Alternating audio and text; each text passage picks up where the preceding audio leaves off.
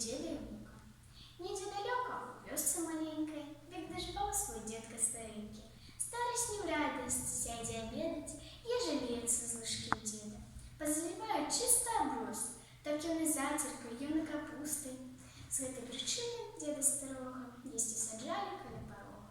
Там ён і снедаў, там і абедаў, там ён з внукам меў і бяседу.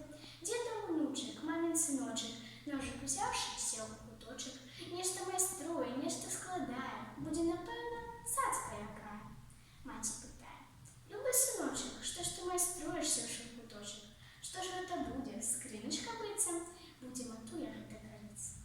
Як пастарэеце з татам абое, вас не прыйму я есці з сабою. Возле карыцы вас пасаджаю, поснай заціркі паналіваю. Тата на маму, мама на тату, глянулі мочкі. Хто ж вінаваты? З гэтага часу дзеда старога больш не саджалі каля парога. Так як усюды, у кожнай сямейцы, разам з сабою далі яму месца. Сказачка гэта вельмі старая, ходзіць па свеце з краю да краю. Хто пра яе забудзецца можа, внучак маленькі зноў дапаможа. І он прачытае, хоць ведае